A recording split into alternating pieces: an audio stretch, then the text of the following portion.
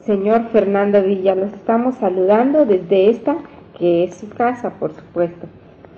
No habíamos podido grabar antes porque yo en lo personal tenía muchísimos problemillas con respecto a la escuela. Ya terminé, ya presenté el examen profesional, ya solo está en trámite el título. Así es de que ya estaré el mayor tiempo posible en la casa y por supuesto estaré enviándoles mis saludos. Me alegra muchísimo que usted también se vaya a titular de publicista, me dijo aquí por medio del cassette. Qué bueno, Amparito, me da mucho gusto porque recuerda que la mujer ahora debe estar muy bien preparada ante la vida. Tú sabes que ahora debe estar igualdad, hombre y mujer. Me alegra muchísimo. Pues de la familia, ¿qué te puedo contar? Solo estamos los tres, mi papá, mi mamá y yo. Tony, mi hermana y los niños en su casa. Julio César creciendo y ya tiene ganas de entrar al kinder. Adonai muy chiquito, un poquito malito del estómago, pero ya está mejorando. Tony en la cuestión de su trabajo y en el movimiento gnóstico, que están aquí en una gran casa y se están poniendo primera, segunda, tercera cámara y antecámara. Está formidable la organización en México. Bueno, pues Raúl, ¿qué te puedo decir? Raúl ya también se tituló junto conmigo, presentamos el examen profesional, todo fue un éxito porque todo estuvo de maravilla. Así es de que todos bien, gracias a Dios en esta casa funciona todo normal. Te deseo muy buena suerte, Amparito. A usted, señor Villa, le deseo buenísima suerte y espero que esté muy pronto por México para echarnos otras cumbias de aquellas que se bailan ustedes. Puro Colombia. Bueno, entonces no les quito más su tiempo, le voy a pasar a mi mamá que tiene muchísimas ganas de darles un saludo a los dos. Salúdenme a Toñita, a Anita, a Rosa Elena. También salúdenme por favor a mis grandes amigos Tony y Jairo, que no les, dígales por favor que no les he podido escribir, pero pronto estaré enviándoles cartas. A todos por allá, mis más cariñosos saludos. Reciba, Amparito, mis cariños y abrazos. Señor Fernando Villa, todos mis cariños para ustedes. Hasta luego. Amparito y señor Fernández. Cuánto gusto es oírles por acá la voz a ustedes otra vez en México. Me alegro mucho de que ustedes se acuerden de nosotros, esta familia Gómez. Ahora me alegro también de oír de que ustedes están gozando de una completa felicidad. Cuánto me alegro. Amparito, me dice usted por medio del cassette que ya se va a recibir. Cuánta felicidad sentimos por parte suya que ya va a recibir su título. Me alegro mucho. Gracias a Dios porque tanto estudiar se sufre mucho y se aprovecha el tiempo. El señor Fernández, ¿cómo sé de su salud? ¿No le ha vuelto a dar la gripa sabrosa aquella que se llevó? Y también le ruego el favor de que me salude a Toñita y a Anita y a los muchachos y a Clara Luz. Espero verlos pronto por aquí en su casa. Gracias. Ya habló la maestra Literantes, habló Hipatía, y es claro que ahora me toca hablar a mí. Vamos por turno, ¿verdad, Villa? ¿Verdad, Amparito? Como quiera que voy a darles hoy ciertas enseñanzas en este cassette, es claro que vamos a tener que ocuparlo por ambos lados. Por eso cuando termines con esta cara del cassette que estás escuchando, lo volteas del otro lado para que sigas escuchando. Con relación a Pedro Ayala y señora, sí, es un poco doloroso el caso de ellos. Sin embargo, te digo una cosa, Fernando, es facilísimo curar el cáncer. Claro, a los doctores les parece incurable, pero francamente yo he curado muchos casos de cáncer. Si me preguntas qué con qué, te lo diré sencillamente. con la culebra cascabel. Se le quita la cabeza y los cascabeles. Se utiliza la carne. Y luego, pues que se ponga así al sol a orear un poquito, se reduce a polvo, se mete entre cápsulas vacías que se compran en la farmacia y se le da al paciente una cápsula cada hora. Capsulitas grandes, Fernando. Te aseguro que se curará perfectamente del cáncer con este remedio. Lo que sí sucede es que la cascabel es demasiado celosa. Si se le da al paciente cualquier otro remedio de doctor, por insignificante que sea, aunque sea un simple mejoral, entonces ya no produce ningún resultado. Así pues, si la esposa de Pedro Ayala quiere curarse, se someta al tratamiento de la cascabel, pero cuidado con tomar remedios de doctor, porque entonces de nada le servirá la medicina. Salúdame también por ahí a Rosita. Dile que escuché sus salutaciones y que deseo que progrese esotéricamente, que ese es y será siempre mi mejor anhelo para con ella. ¿Entendido? Salúdame también a Amparito. Mucho me alegra escuchar la voz de tu esposa. Ciertamente te digo que la verdadera felicidad de esposo y esposa es grandiosa. Fue bueno haber seguido el consejo que les di. Ahora todo marcha muy bien. Tu actitud para con los hijos, etcétera, etcétera, etcétera, es exactamente la indicada, mi estimable Fernando.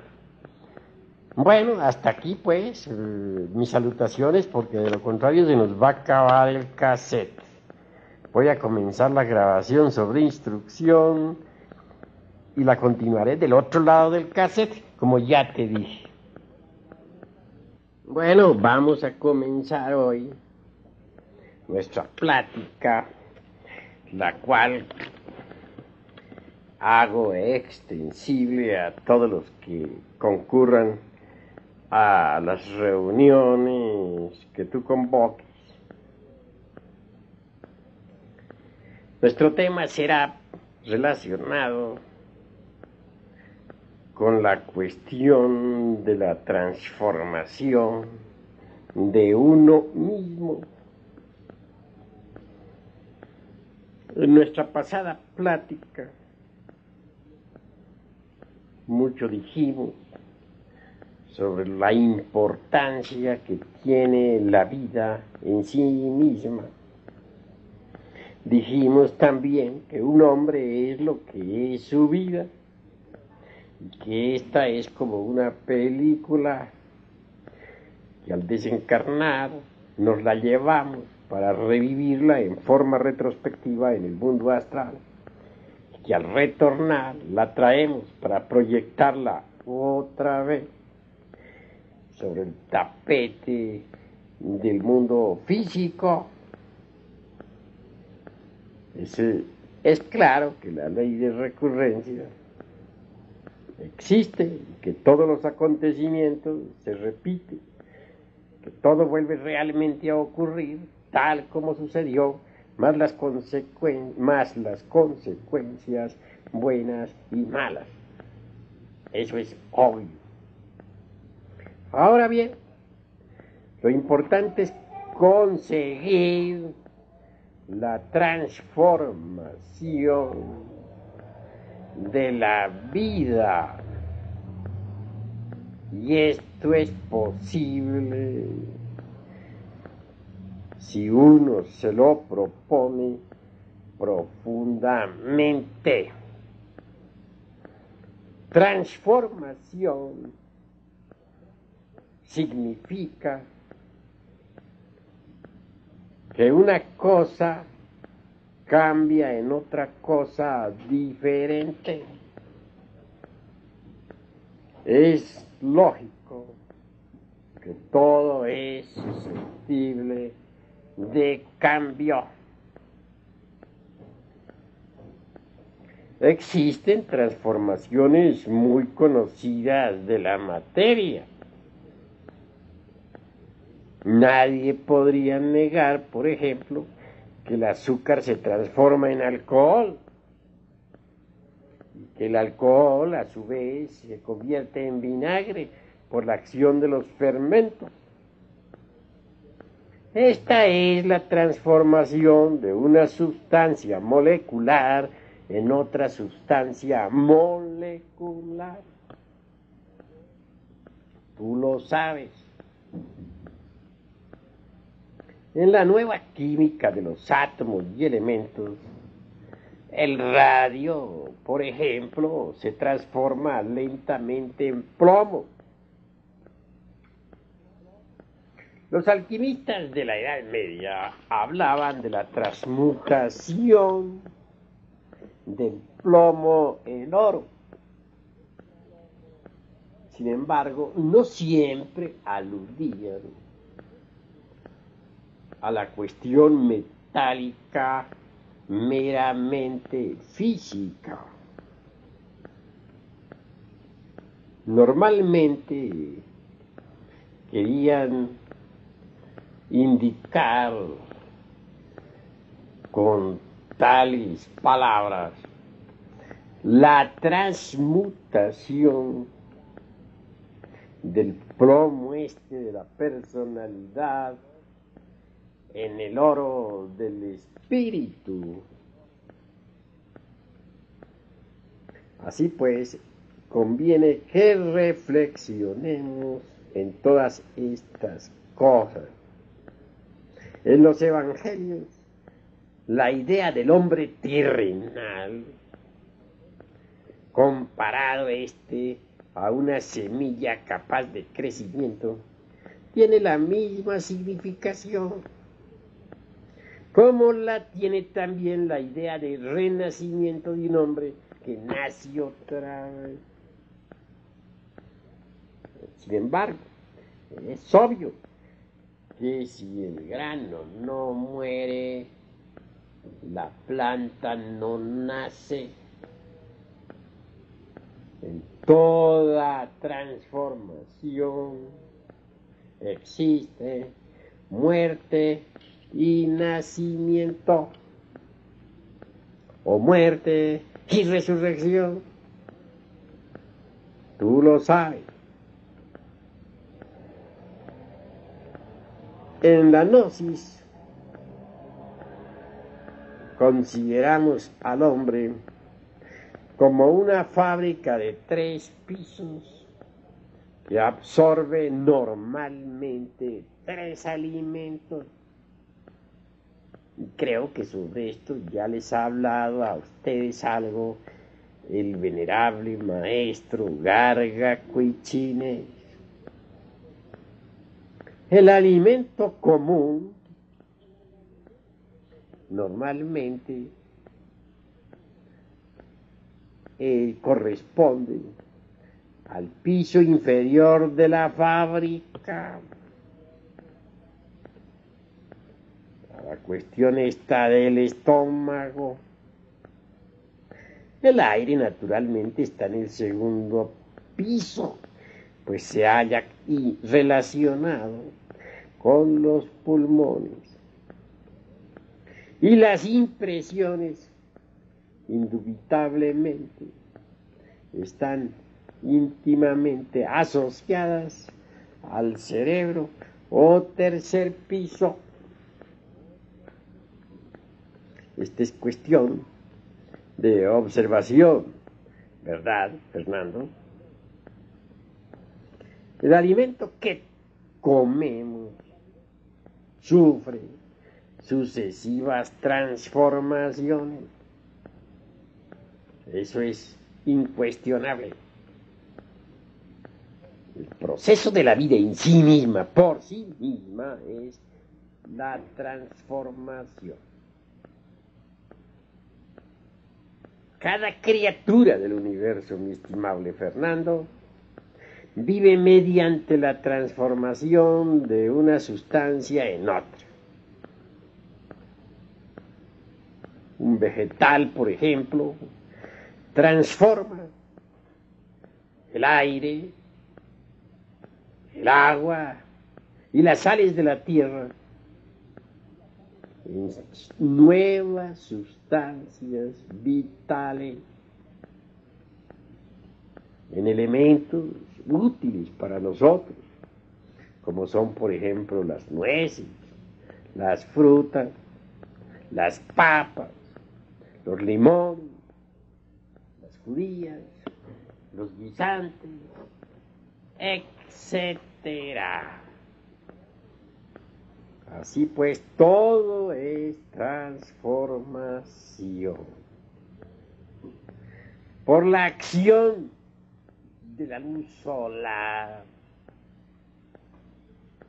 y los variados fermentos de la naturaleza. Es incuestionable que la sensible película de vida que normalmente se extiende sobre la faz de la tierra conduce a toda la fuerza universal hacia el interior mismo del mundo planetario en que vivimos. Pero cada planta, cada insecto, cada criatura, el mismo animal intelectual equivocadamente llamado hombre, absorbe, asimila determinadas fuerzas cósmicas y luego las transforma y retransmite inconscientemente a las capas anteriores del organismo planetario. Tales fuerzas transformadas se hallan íntimamente relacionadas con toda la economía de este organismo planetario en que vivimos. Indubitablemente, cada criatura, según su especie, transforma determinadas fuerzas que luego retransmite al interior de la Tierra para la economía del mundo. También las demás criaturas, las distintas especies, las plantas, etcétera, cumplen la misma función. En todo existe transformación. Así pues, la epidermis, dijéramos, de la Tierra es un órgano de transformación. Cuando comemos el alimento tan necesario para nuestra subsistencia, este es transformado, claro está, etapa tras etapa, en todos esos elementos vitales tan indispensables para nuestra misma existencia. ¿Quién realiza dentro de nosotros ese proceso de transformación de las sustancias? El centro instintivo. ¿Cuán sabio está el centro? Realmente nos asombramos de la sabiduría de dicho centro. La digestión en sí misma, mi estimable Fernando, es transformación. Todos pueden ver que el alimento tomado en el estómago, es decir, en la parte inferior de esta fábrica de 3 pisos, que es el organismo humano, sufre transformación. Si un alimento, por ejemplo, pasara al estómago y no se transformara, el organismo no podría asimilar sus principios, sus vitaminas, sus proteínas. Eso sería sencillamente una indigestión. Así pues, conforme nosotros vamos reflexionando en esta cuestión, llegamos a comprender la necesidad de pasar por una transformación. Claro está que los alimentos físicos se transforman. Mas hay algo que nos deja mucho a la reflexión. No existe una transformación, por ejemplo, adecuada de las impresiones.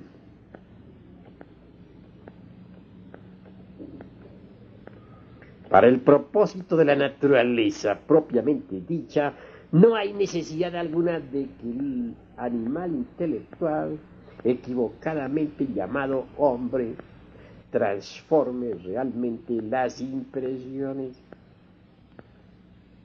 Pero un hombre puede transformar sus impresiones por sí mismo, si posee naturalmente conocimiento, dijéramos, de fondo, esotérico, y comprende el porqué de esa necesidad. Resultaría magnífico transformar las impresiones. La mayoría de las gentes, como tú has visto, en el terreno de la vida práctica, creen que este mundo físico les va a dar exactamente lo que anhelan y buscan. Y ahí, mi estimable Fernando, una tremenda equivocación. La vida en sí misma entra en nosotros, en nuestro organismo, en forma de meras impresiones. Lo primero que realmente debemos comprender es el significado de este trabajo esotérico relacionado íntimamente con la cuestión de las impresiones. Que necesitamos transformarlas es verdad. Uno no podría realmente transformar su vida si no transforma las impresiones que le llegan a la mente. Es urgente, pues, que los que escuchen este cassette reflexionen en lo que aquí estamos diciendo. No existe realmente tal cosa como la vida externa. Y vean ustedes que estamos hablando de algo muy revolucionario. Pues todo el mundo cree que el mundo, que el físico es lo real. Pero si vamos un poquito más a fondo, lo que realmente estamos recibiendo a cada instante, en cada momento, son meramente impresiones. Vemos a una persona que nos agrade o que nos desagrade, y lo primero que obtenemos son impresiones de esa naturaleza. ¿Verdad? Esto no lo podemos negar. La vida es, dijéramos, una sucesión de impresiones. No como creen muchos ignorantes y ilustrados, una cosa sólida, física, de tipo exclusivamente material. La realidad de la vida son sus impresiones. Claro está que esta idea que estamos emitiendo a través de esta grabación resulta ciertamente muy difícil de capturar, de aprehender. Constituye un muy trabajoso punto de intersección.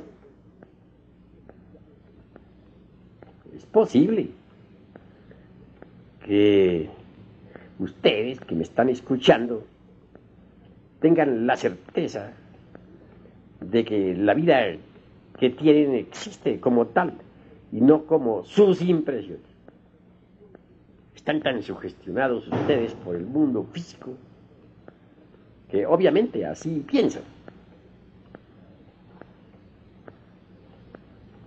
La persona que vemos sentada, por ejemplo, en una silla, allá con tal o cual traje de color, aquel que nos sonríe más allá, aquel que va tan serio, etcétera, son para nosotros cosas reales, ¿verdad? Pero si meditamos profundamente en todo lo que vemos, llegamos a la conclusión de que lo real son las impresiones. Estas, como ya dije, llegan a la mente a través, claro está, de la ventana de los sentidos.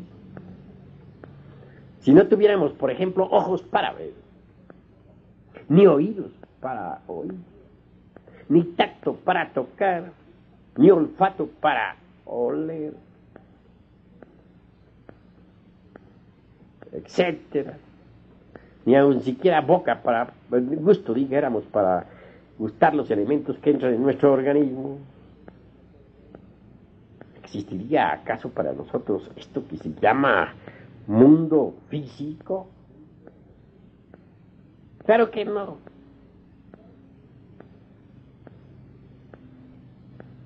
Absolutamente no. La vida, pues, nos llega en forma de impresiones. Y es ahí, precisamente ahí, donde existe la posibilidad de trabajar sobre nosotros mismos. Ante todo, si eso queremos hacer, pues hay que comprender, ¿no?, el trabajo que debemos hacer. Si no hiciéramos ese trabajo en forma correcta, ¿cómo podríamos lograr una transformación psicológica en sí mismo? Es obvio que el trabajo que vamos a realizar sobre sí mismo debe ser sobre las impresiones que estamos recibiendo a cada instante, a cada momento. A menos que lo aprenda, que lo dijéramos capte, etcétera, nunca comprendería el significado de lo que en el trabajo es llamado el primer choque consciente. El choque se relaciona con esas impresiones, que son todo cuanto conocemos del mundo exterior, que estamos recibiendo, que tomamos como si fueran las verdaderas cosas, las verdaderas personas.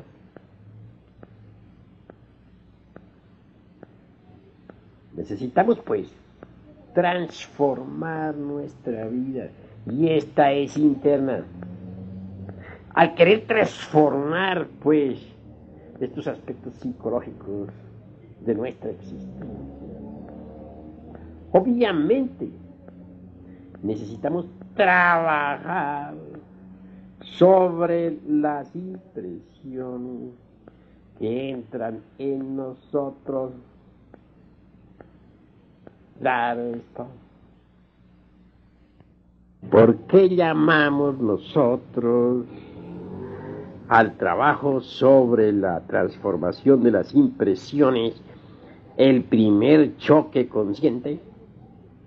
Por un motivo, mis queridos hermanos gnósticos, por un motivo. Porque sencillamente es algo que en modo alguno podríamos efectuar en forma meramente mecánica. Esto no sucede jamás mecánicamente. Se necesita de un esfuerzo autoconsciente. Es claro que un aspirante gnóstico que comience a comprender esta clase de trabajo, obviamente, por tal motivo, comienza a dejar de ser un hombre mecánico que sirve exclusivamente a los fines de la naturaleza, una criatura absolutamente dormida, que sencillamente no es más que una empleada de la naturaleza para los fines económicos de la misma, los cuales realmente no sirven en modo alguno a los intereses de nuestra propia autorrealización íntima. Si ustedes comienzan ahora a comprender el significado de todo cuanto en este cassette estamos enseñando, si piensan ahora en el significado de todo cuanto se les enseña a hacer por la vía, dijéramos, del esfuerzo propio, empezando con la observación de sí mismos, verán sin duda, mis queridos hermanos gnósticos, que en el lado práctico del trabajo esotérico, todo se relaciona íntimamente con la transformación de las impresiones y lo que resulta naturalmente de las mismas. El trabajo, por ejemplo, sobre las emociones negativas, sobre los estados de ánimo enojosos, sobre la cuestión esta de la identificación, sobre la autoconsideración, sobre los yoes sucesivos, sobre la mentira, sobre la autojustificación, sobre la disculpa y sobre los estados de inconsciencia en que nos encontramos, se relacionan en todo con la transformación de las impresiones y lo que resulta de ello.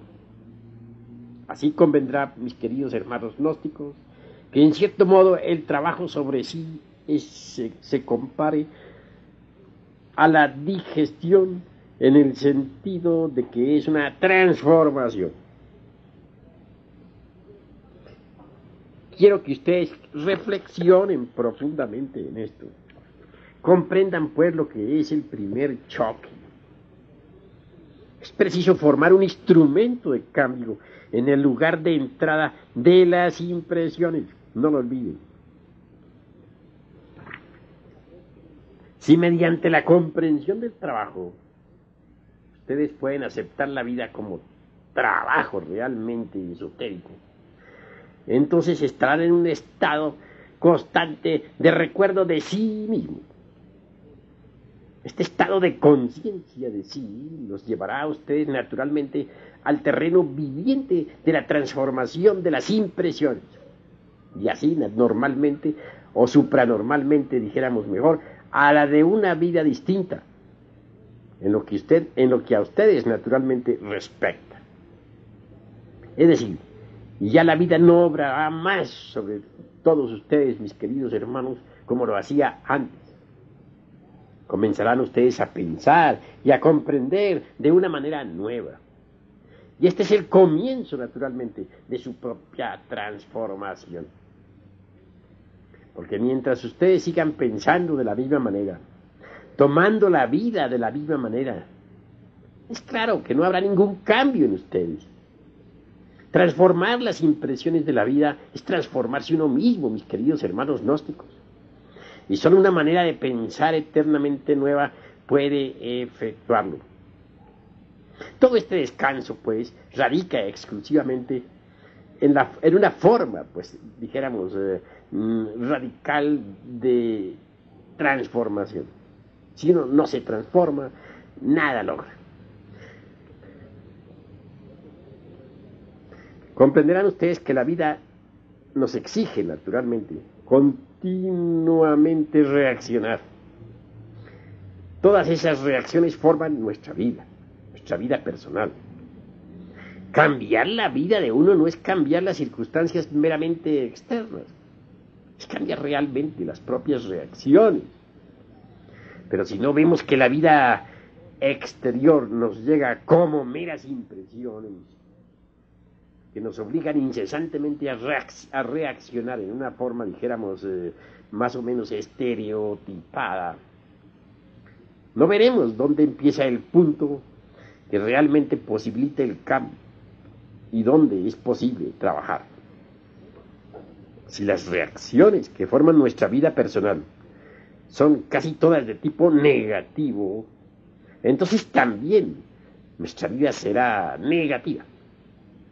La vida consiste principalmente de una serie sucesiva de reacciones negativas que van como respuesta incesante a las impresiones que llegan a la mente. Luego, nuestra tarea consiste en transformar las impresiones de la vida, de modo que no provoquen ese tipo de reacciones negativas a que estamos tan acostumbrados. Pero para lograrlo es necesario estarnos autoobservando de instante en instante, de momento en momento. Es urgente estar, pues, estudiando nuestras propias impresiones.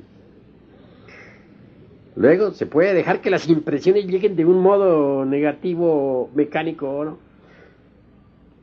Si no se lo hace, equivale a empezar a vivir más conscientemente. Es decir, uno puede permitir, darse el lujo de que la vida, las impresiones lleguen mecánicas. Pero si uno no comete semejante error, si transforma dichas impresiones, entonces comienza a vivir conscientemente. Por eso se dice que este es el primer choque consciente. Tal primer choque consciente radica precisamente en la transformación de las impresiones que llegan a la mente. Si no se consigue transformar las impresiones que llegan a la mente en el momento mismo de su entrada, siempre se puede trabajar en el resultado de las mismas e impedir, claro está, que produzcan sus efectos mecánicos, que siempre suelen ser desastrosos en el interior de nuestra psiquis. Todo ello requiere un sentimiento definido, una vibración definida del trabajo, una valorización de la enseñanza, porque significa que este esotérico trabajo gnóstico debe ser llevado hasta el punto, por así decirlo, donde entran las impresiones y son distribuidas mecánicamente a su lugar acostumbrado en la personalidad para evocar las antiguas reacciones. Quiero que ustedes vayan entendiendo un poquito más. Voy a tratar, dijéramos, de simplificar a fin de que ustedes puedan entender. Pondré un ejemplo. Si arrojamos una piedra a un lago cristalino, en el lago se producen impresiones, y en la respuesta a esas impresiones dadas por la piedra son las reacciones. Estas se manifiestan en ondas que van desde el centro hasta la periferia, ¿verdad? Bueno, ahora lleven ustedes, mis queridos hermanos gnósticos, este ejemplo a la mente. Imagínensela por un momento como un lago. De pronto aparece la imagen de una persona. Esa imagen, dijéramos, es como la piedra de nuestro ejemplo. Llega al lago de la mente. Entonces la mente reacciona en forma de impresiones, ¿verdad? Digo, en forma de reacciones. Las impresiones son las que producen la imagen que llega a la mente. Las reacciones son la respuesta a tales impresiones. Si ustedes tiran una pelota contra un muro, el muro recibe la impresión, pero luego viene la reacción que consiste en que inconscientemente pues regresa la pelota hacia quien la mandó. Bueno, puede que no le llegue directamente, pero de todas maneras rebota la pelota y eso es reacción, ¿verdad? El mundo todo está formado por impresiones. Por ejemplo, nos llega la imagen de una mesa. Es una imagen que llega a la mente a través de los sentidos. No podemos que ha llegado no podemos decir que ha llegado la mesa, que la mesa se ha metido entre nuestro cerebro. Eso sería absurdo. Pero sí se ha metido una imagen de la mesa. Y entonces nuestra mente reacciona inmediatamente diciendo esto es una mesa. Y es de madera o es de metal, etc. Creo que ustedes me van entendiendo, ¿no? Bien, ahora hay impresiones que no son muy agradables. Por ejemplo, las palabras de un insultador no son, por cierto, bastante hermosas que se diga, ¿no? Podríamos, dijéramos, transformar esas palabras del insultador. No, las palabras son como son. Entonces, ¿qué podríamos hacer? Transformar las impresiones que tales palabras nos producen. Sí, eso es posible. Y la enseñanza gnóstica nos enseña a cristalizar la segunda fuerza, es decir, al Cristo en nosotros, mediante un postulado que dice: hay que recibir con agrado las manifestaciones desagradables de nuestros semejantes. He ahí, pues, el modo de transformar las impresiones que producen en nosotros las palabras de un insultador. Recibir con agrado las manifestaciones desagradables de nuestros semejantes. Este postulado pues nos llevará naturalmente hasta la cristalización de la segunda fuerza, es decir, del Cristo en nosotros. Hacer que el Cristo venga a tomar forma en nosotros. Es un postulado sublime, esotérico en un 100%. Ahora bien, si del mundo físico no conocemos sino las impresiones, entonces propiamente el mundo físico no es tan externo como creen las gentes. Con justa razón dijo don Emmanuel Kant: lo exterior es lo interior. Así pues, si lo interior es lo que cuenta, pues debemos transformar lo interior. Las impresiones son interiores. Así pues, todos los objetos, las cosas, todo lo que vemos existe en nuestro interior en forma de impresión. Si, por ejemplo, nosotros no transformamos las impresiones, nada cambia en nosotros. La lujuria, la codicia, el odio, el orgullo, etcétera, existen en forma de impresiones dentro de nuestras psiquis, que vibran incesantemente. Y el resultado mecánico de tales impresiones han sido todos esos elementos inhumanos que llevamos dentro y que normalmente los hemos llamado yos o yoes, que en su conjunto constituyen el mí mismo, el sí mismo. ¿Verdad? Supongamos que un individuo, por ejemplo, ve a una mujer provocativa y que no transforma sus impresiones. El resultado será que las mismas, de tipo naturalmente lujurioso, originen en él pues el deseo de poseerla. Tal deseo viene a ser el resultado mecánico de la impresión recibida. Y ese deseo viene a cristalizar, a tomar una forma en nuestra psiquis. Se convierte en un agregado más, es decir, en un elemento inhumano, en un nuevo yo de tipo lujurioso, que viene a agregarse a la suma ya de elementos inhumanos que en su totalidad constituyen el ego, el mí mismo, el sí mismo. Pero vamos a seguir reflexionando, pues. En nosotros existe ira, codicia, lujuria, envidia, orgullo, pereza o gula. ¿Ira por qué?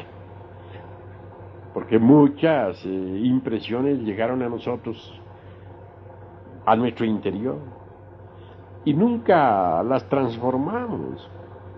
El resultado mecánico de tales impresiones, pues, de ira, pues fue los yoes, que aún existen, viven en nuestra psiquis,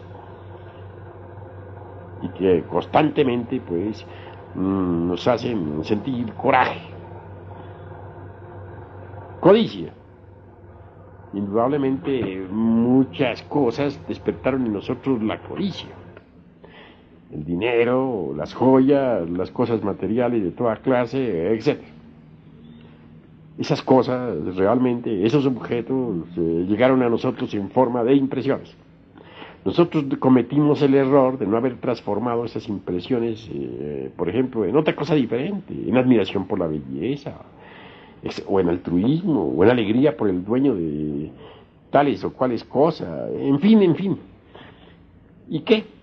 Pues que tales impresiones no transformadas, naturalmente, se convirtieron en yoes de codicia que ahora cargamos en nuestro interior. En cuanto a la lujuria, ya dije que distintas formas de lujuria llegaron a nosotros en forma de impresión, es decir, surgieron en el interior de nuestra mente. Imágenes, dijéramos, de tipo erótico, cuya reacción fue la lujuria. Como quiera que nosotros no transformamos entonces esas ondas lujuriosas, esas vibraciones lujuriosas, esas impresiones, ese sentir lujurioso, ese erotismo malsano, no bien entendido, porque bien entendido ya dije que el erotismo es sabio. Naturalmente que el resultado no se hizo esperar, fue completamente mecánico. Nacieron nuevos yoes dentro de nuestra psiquis, de tipo, claro está, morboso. Así pues, hoy en día nos toca trabajar sobre las impresiones que tenemos en nuestro interior y sobre sus resultados mecánicos. Dentro tenemos impresiones de ira, de codicia, de lujuria, de envidia, de orgullo, de pereza, de gula, etcétera, etcétera, etcétera, y otras tantas hierbas. También tenemos dentro los resultados mecánicos de tales impresiones. Manojos de yoes, pendencieros y gritones que ahora necesitamos comprender y eliminar. Todo el trabajo de nuestra vida versa, pues, en saber transformar las impresiones y también en saber eliminar, dijéramos, los resultados mecánicos de impresiones no transformadas en el pasado. El mundo exterior propiamente pues, no existe, lo que existe es interno.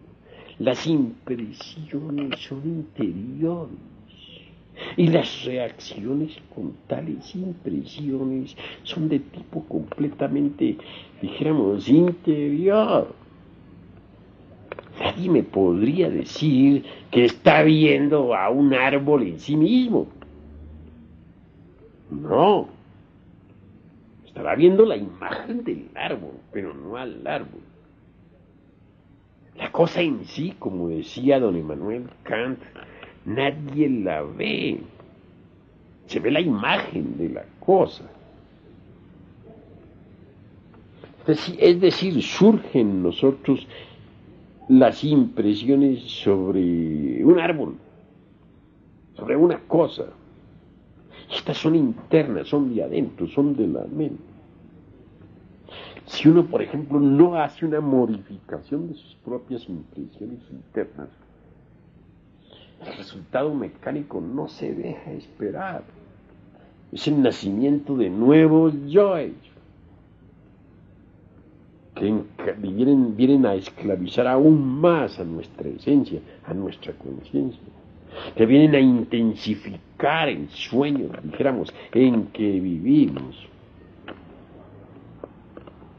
Cuando uno comprende de que realmente todo lo que existe dentro de uno mismo con relación al mundo físico no son más que impresiones, comprende también la necesidad de transformar esas impresiones. Y al hacerlo, se produce una transformación total de uno mismo. No hay cosa que más duela, por ejemplo, que la calumnia o las palabras de un insultador. Pero si uno es capaz de transformar las impresiones que le producen a uno tales palabras, pues esas quedan entonces sin valor ninguno. Es decir, quedan como un cheque sin fondos. Ciertamente, las palabras de un insultador no tienen más valor que el que le dé el insultado.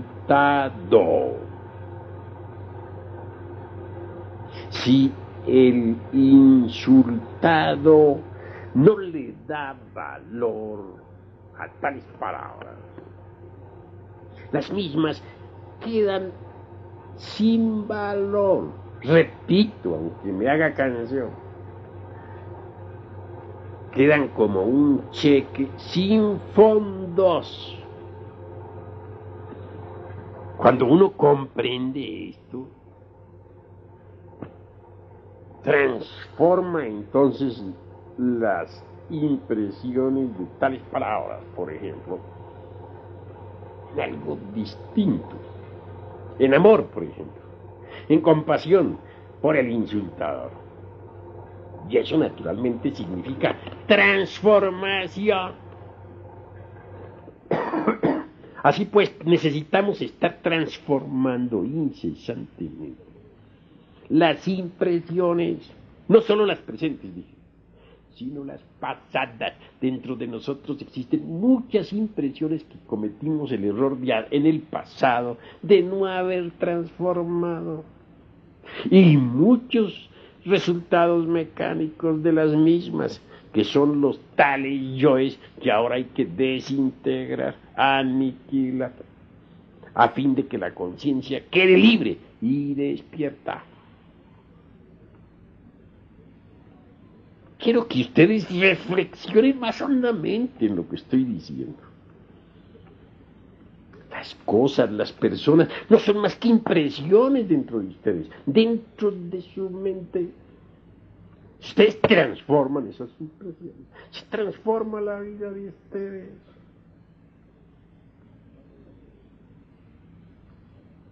Cuando hay, por ejemplo, orgullo,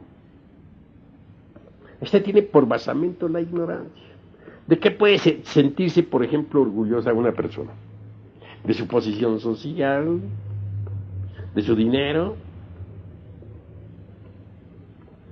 ¿De qué? Pero si esa persona, por ejemplo, piensa en que su posición social es una cuestión meramente mental, es una serie de impresiones que han llegado a su mente, impresiones sobre su estado social,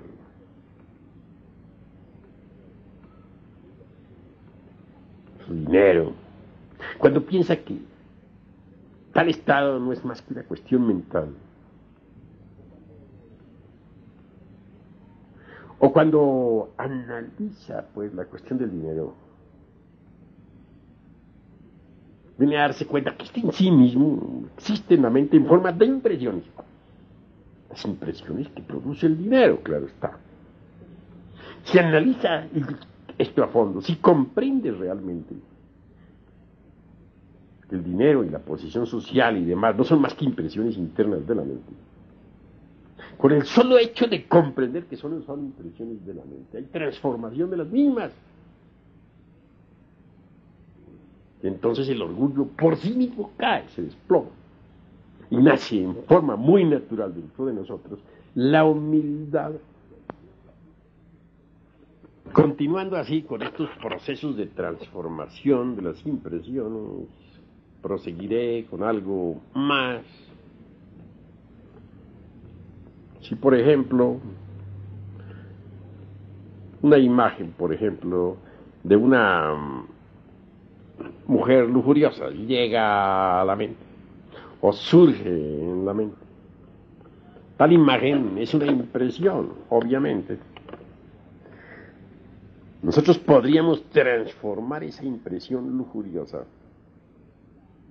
mediante la comprensión. Bastaría con que pensáramos en que la citada imagen es perecedera, que esa belleza es por lo tanto ilusoria. Si recordáramos en ese instante que esa mujer ha de morir y que su cuerpo se va a volver polvo en el panteón, si con la imaginación viésemos su cuerpo en estado de desintegración dentro de la sepultura, sería esto más que suficiente como para transformar esa impresión lujuriosa en castidad. Resultado, no surgirían en la psiquis más yoes de lujuria. Así pues, conviene que mediante la comprensión transformemos las impresiones que surgen en la mente.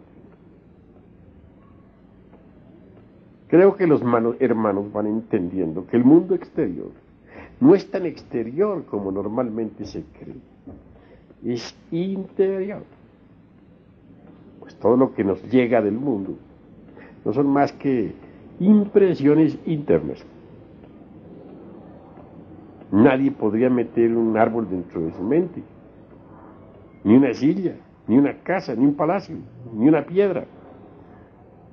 Lo que hay dentro de nuestra mente no son sino impresiones. Eso es todo, impresiones de un mundo que llamamos exterior, pero que realmente no es tan exterior como se piensa. Conviene pues que estemos nosotros transformando las impresiones mediante la comprensión. Si alguien nos adula, por ejemplo, nos alaba, ¿cómo transformaríamos nosotros la vanidad que tal adulador podría provocar en nosotros? Obviamente, las alabanzas, las adulaciones, no son más que impresiones que llegan a la mente. Y esta reacciona en forma de vanidad. Pero si se transforman tales impresiones, la vanidad se hace imposible. ¿Cómo se transformaría, pues, las palabras de un adulador? Los términos de alabanza. ¿A qué forma? Mediante la comprensión. Cuando uno realmente comprende que no es más que una infinitesimal criatura viviendo en un rincón del universo. De hecho, transforma pues por sí mismo tales impresiones de alabanza o de lisonja en algo distinto. Convierte tales impresiones, dijéramos, en lo que son: polvo, polvareda, cosa. Porque comprende uno su propia posición. Ya sabemos que nuestro planeta Tierra es un grano de arena en el espacio. Pensemos en la galaxia en que vivimos, compuesta por miles y millones de mundos. ¿Qué es la Tierra? Una mísera partícula de polvo entre el infinito. ¿Y qué nosotros? Organismos, dijéramos, casi microorgánicos en esa partícula. Entonces, ¿qué surgiría en nosotros con estas reflexiones? La humildad, es claro. Y esta, obviamente, produciría una transformación de las impresiones que se relacionan con la lisonja y la adulación o alabanza, claro. Y no reaccionaríamos como resultado en forma de orgullo, ¿verdad? Cuanto más reflexionemos en esto, vemos más y más la necesidad de una transformación completa de las impresiones. todo lo que vemos externo es interior. Luego, si no trabajamos sobre lo interior, vamos por el camino del error, porque no modificaríamos entonces nuestra vida. Si queremos ser distintos, necesitamos transformarnos íntegramente. Y si queremos transformarnos, debemos empezar por transformar las impresiones. Ahí está la clave para la transformación radical definitiva. En la misma transmutación sexual hay transformación de las impresiones. Transformamos las impresiones animales, bestiales, en el elemento de la devoción. Entonces surge en nosotros la transformación sexual, la transmutación. Creo que ustedes me han comprendido y por hoy llegaremos hasta esta parte, pues, de nuestro discurso. Espero que los que escuchen esta cinta tengan la amabilidad de analizarla, de comprenderla